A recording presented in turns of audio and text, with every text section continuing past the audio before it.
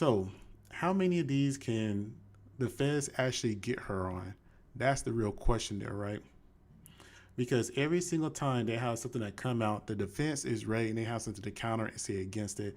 And that's what's so interesting about this. And because it's in federal court, that's why we're not able to see it live. Because it's unfortunate we got to rely on third-party reports of bloggers, news stations, going back and forth because a lot of them have biases or they choose to miss out on information or just leave it out completely. But if they get him on a couple Class D felonies, those years can add up pretty quick, unless they find a way to get it. He's not being charged with DV. However, what normally ends up happening is if you try to charge somebody with something, and you notice that they're not going to get it. Let's say the Trayvon Martin case. If you remember that case, they was trying to get George Zimmerman to what was it, a second class felony murder, I want to say.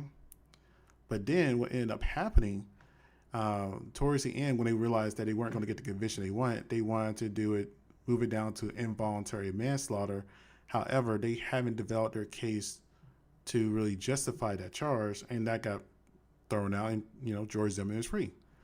So even though they're not charging him with DV, let's say if they cannot get the RICO to stick, they can still try to get him for his treatment of Cassie. At least that's my opinion of it. That's what I'm seeing with it. There is, and let's not forget her treatment of Kim Porter. Cassie is not some saint, but like I mentioned in the beginning, that she is a case study of somebody with pretty privilege. And whenever we see a pretty woman that is being misused and mistreated, she gets a lot more leeway for the accountability of her actions. Now, you could be a victim and be accountable. You could be accountable and still be a victim, right? You could be accountable that you made a bunch of bad choices. You didn't have to cheat on your husband. And that's the thing I want to touch on there. Now I brought up the cheat on her husband part.